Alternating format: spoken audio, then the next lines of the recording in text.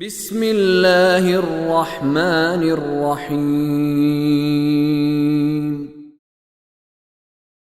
كنتم خير أمة أخرجت للناس تأمرون بالمعروف وتنهون عن المنكر وتؤمنون بالله ولو آمن أهل الكتاب لكان خيرا لهم منهم المؤمنون وأكثرهم الفاسقون۔ یہ ایمان کا سب سے نچلا درجہ ہے۔ اگر برائی دل سے بھی بری نہیں لگ رہی، بے حیائی ہو رہی ہے معاشرے میں،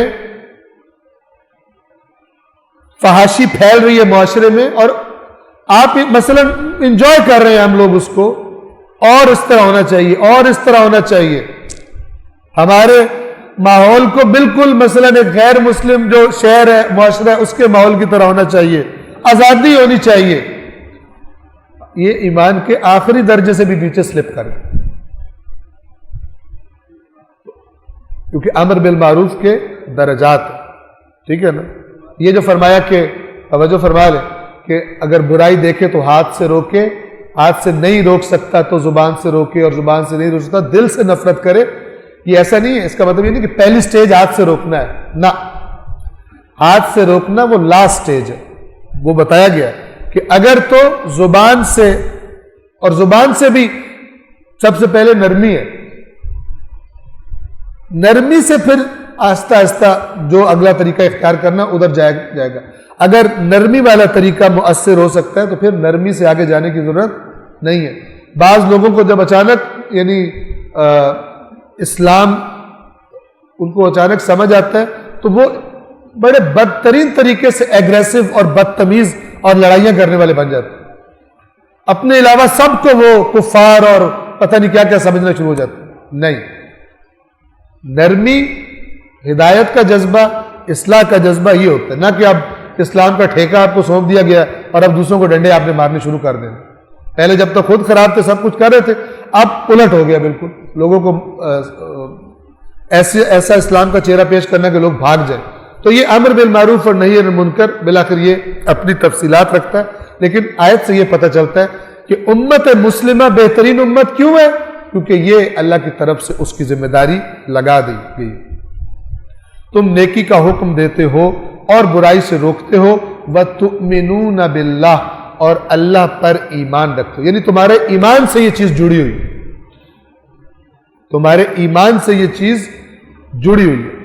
وَلَوْ آمَنَ أَهْلُ الْكِتَابِ لَكَانَ خَيْرًا لَهُمْ، اور اگر اہل کتاب ایمان لے آتے تو ان کے لیے بہتر تھا، یعنی یہ یہودی کہ جو بجائے ایمان لانے کے اب چالیں چل رہے ہیں، اگر یہ اہل کتاب ایمان لے آتے تو ان کے لیے بہتر تھا۔ مِنْهُمُ الْمُؤْمِنُونَ وَأَكْثَرُهُمُ الْفَاسِقُونَ، ان میں سے مومن بھی ہیں لیکن اور اکثر ان میں سے فاسق۔ یہ اہل کتاب کے بارے میں کیا فرما رہا ہے اللہ؟ ان میں سے مومن بھی ہیں، اہل کتاب میں سے مومن بھی ہیں، اور اکثر ان میں سے کون ہے؟ فاسق۔ پس قرآن میں ایک تقابل جو ہے ایمان کا فسق کے ساتھ، اللہ نے ایمان کو بہت ساری الفاظ کے مقابلے میں استعمال کیا ہے، ایمان کفر کے مقابلے میں آیا ہے، ایمان جو ہے وہ نافرمانی کے مقابلے میں آیا ہے، یہاں پر وہ ہے ان میں سے مومن بھی ہیں لیکن اکثر ان میں سے کیا ہے؟ فاسق۔ کیا معنی ہے اس کا؟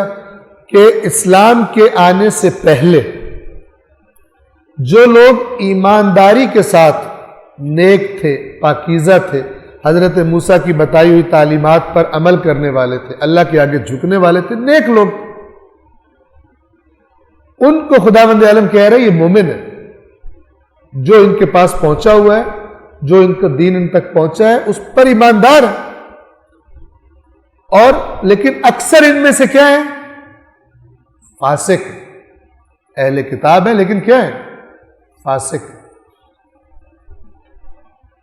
اس فرق کو آپ جو قرآن جس کی طرف یعنی اپنی آیات میں جو بات بیان کرتے ہیں، اس فرق کو سمجھنا چاہیے قرآن کو، کیونکہ اس کے سمجھنے سے پھر اپنی بھی مسلمانوں کی بھی بہت ساری باتیں سامنے آ جاتی ہیں، اور وہ کیا ہے؟ مثلا اللہ تعالیٰ فرماتا ہے ود کثیر ما یود الذین کفروا من اہل الکتاب، اہل کتاب میں سے وہ لوگ جنہوں نے کفر کیا. اس کا مطلب ہے اہل کتاب میں ایسے لوگ بھی ہیں جنہوں نے کفر نہیں. ہر اہل کتاب کافر نہیں. اہل کتاب میں سے کافر اس کو قرار دیا جائے گا کہ جو دین اسلام کا پیغام اس تک پہنچ گیا، اس کو پتہ چل گیا، واضح ہو گیا کہ میں نہیں مانتا. ٹھیک ہے، یہ کافر ہے. جس کو ابھی سمجھ نہیں آیا اس کو ہم اگرچہ نام رکھ دیتے ہیں کہ یہ کافر ہے، یعنی غیر مسلم ہے، لیکن جو جان بوجھ کے جاننے کے بعد انکار کرتا ہے اس کو کافر کہا جاتا ہے، جان بوجھ کے نہیں مانتا. یہ قرآن مجید میں کفر کا مفہوم ہے، اس پر غور کرنے کی ضرورت ہے. ٹھیک ہے، اور اس میں پھر ہم بھی شامل ہو جاتے ہیں کہ اللہ جو حکم دے پتہ چلنے کے بعد اس کو نہ مانے، یہ عملی طور پر انسان کفر کرتا ہے. جیسے اللہ فرماتا ہے اللہ کی طرف سے حج واجب ہے، تو اگر کوئی کفر کرے تو اللہ بھی بے نیاز ہے. یہاں کفر سے کیا مراد ہے؟ حج نہ کرے، جانتے بوجھتے ہوئے استطاعت رکھتے ہوئے حج نہ کرے، وہ کفر ہے. جو اہل کتاب میں سے جن لوگوں نے کفر کیا وہ نہیں چاہتے کہ تم پر اللہ کی طرف سے کوئی خیر نازل ہو. یہ سورہ بقرہ میں پہلے گزر چکا ہے. تو ایمان کیا؟ ایک ہے اسلام آنے سے پہلے کی حالت یہودیوں کی، وہ فرما رہا ہے اللہ کیا ان میں مومن بھی ہیں، ایماندار لوگ بھی ہیں، اور ان میں اکثر ان میں سے کون ہے؟ فاسق. نام اہل کتاب والا ہے، پیدائشی یہودی ہیں، اہل کتاب کہلاتے ہیں، تورات والے کہلواتے ہیں، لیکن فاسق. ان کو اللہ مومنوں سے جدا کر رہا ہے. منہم المؤمنون واکثرهم الفاسقون، ان میں سے مومن بھی ہیں، اکثر ان میں سے فاسق ہے. یہ نہیں کہہ رہا اکثر ان میں سے غیر مومن یعنی یہودیت نکل گئے، نہیں، ظاہری طور پہ یہودی. جیسے آج فاسق بھی مسلمان کہلائے گا، لیکن اللہ کے ہاں کیا چیز ہے؟ اس کے فسق نے اسے اللہ کے ہاں خارج کر دیا اس لسٹ سے، ایمان اس کے دل کے اندر سے زائل کر دیا. اس خطرے سے قرآن مجید نے آگاہ کیا. وہ صلوات پڑھیے محمد والے. تم بہترین امت ہو جو لوگوں کی اصلاح کے لیے پیدا کیے گئے، نکالے گئے ہیں. تم نیکی کا حکم دیتے ہو اور برائی سے روکتے ہو اور اللہ پر ایمان رکھتے ہو. اور اگر اہل کتاب ایمان لے آتے تو خود ان کے لیے بہتر تھا، اگرچہ ان میں سے کچھ لوگ ایمان والے ہیں لیکن ان کی اکثریت فاسق حدود الہی کراس کرنے والا. اللہ نے کہا ہے حد میں رہو، حد کو پھلانگ جانے والا. صدق اللہ العلی العظیم.